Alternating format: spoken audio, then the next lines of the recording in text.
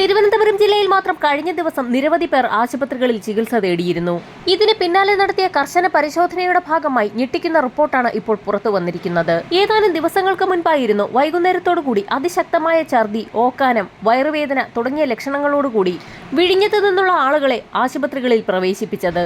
ആദ്യഘട്ടത്തിൽ നടത്തിയ പരിശോധനയിൽ എന്താണ് സംഭവിച്ചതെന്ന് മനസ്സിലാക്കാൻ കഴിയാത്ത സാഹചര്യത്തിൽ പിന്നീട് നടത്തിയ വിശദമായ പരിശോധനയ്ക്ക് പിന്നാലെ ഓക്കാനത്തിനും ഛർദിലിനും പുറമെ ശക്തമായ തലവേദന, നെഞ്ചരിച്ചിൽ തുടങ്ങിയ ലക്ഷണങ്ങൾ കൂടി കണ്ടെത്തുകയായിരുന്നു. വിഴിഞ്ഞത്ത് സീ ഫുഡ് കഴിച്ച് 2 പേർ മരിച്ച സംഭവത്തിന് പിന്നാലെ വീണ്ടും നിരവധി പേരെ സമാന ലക്ഷണങ്ങളോടുകൂടി ആശുപത്രികളിൽ പ്രവേശിപ്പിച്ചിരുന്നു. ഈ സംഭവത്തിന് പിന്നാലെ തലസ്ഥാനത്തെ മത്സ്യ മാർക്കറ്റുകളിലും കർശന പരിശോധന ആരംഭിച്ചിരുന്നു. വർക്കല പുന്നമൂട് മാർക്കറ്റിൽ നിന്നും പഴകിയതും ഭക്ഷ്യയോഗ്യമല്ലാത്തതുമായ 400 കിലോ മീനാണ് ഇപ്പോൾ പിടികൂടിയിരിക്കുന്നത്. വർക്കല നഗരസഭ ആരോഗ്യ വിഭാഗം നടത്തിയ പരിശോധനയിലാണ് അനധികൃതമായി സൂക്ഷിച്ചിരുന്ന മീൻ പിടിച്ചെടുത്തത്. കണവ, ഞണ്ട്, ചൂര, ആവോലി, ചെങ്കലവ തുടങ്ങിയ മീനുകളാണ് പിടിച്ചെടുത്തത്. കണവ വലിയ അളവിൽ സൂക്ഷിച്ചിട്ടുണ്ടായിരുന്നു.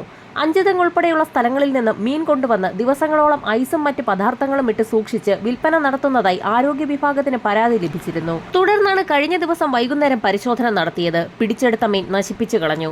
ഇനിയും ഇത്തരത്തിൽ വിൽപ്പന നടത്തുന്നവർക്കെതിരെ കർശന നടപടി സ്വീകരിക്കുമെന്ന് നോട്ടീസും നൽകി. മാർക്കറ്റിൽ നിന്നും 25 കിലോ നിരോധിത പ്ലാസ്റ്റിക്കും പിടിച്ചെടുത്തു. സംസ്ഥാനത്തുടനീളം എല്ലാ ജില്ലകളിലും ഇത്തരത്തിൽ പഴകിയ മത്സ്യം വിൽക്കുന്നതായി ശ്രദ്ധയിൽപ്പെട്ടിരിക്കുകയാണ്. വരും ദിവസങ്ങളിൽ പരിശോധന കൂടുതൽ കർശനമാക്കും. ഐസിടാതെയും കൃത്യമായി ശീതീകരിക്കാതെയും വിഷപദാർത്ഥങ്ങൾ ചേർത്താണ് മത്സ്യങ്ങൾ വിൽക്കുന്നതായി കണ്ടെത്തിയിരിക്കുന്നത്. സംസ്ഥാനത്ത് പൊതുവെ മത്സ്യലഭ്യത കുറഞ്ഞതോടുകൂടിയാണ് അന്യസംസ്ഥാനങ്ങളിൽ നിന്നും വിഷപദാർത്ഥങ്ങൾ കലർത്തിയ മത്സ്യം സംസ്ഥാനത്തേക്ക് ട്രെയിൻ മാർഗം എത്തിച്ചുകൊണ്ടിരിക്കുന്നത്. അതിനാൽ തന്നെ പൊതുജനങ്ങൾ ജാഗ്രത പാലിക്കണമെന്ന് മുന്നറിയിപ്പ് നൽകി.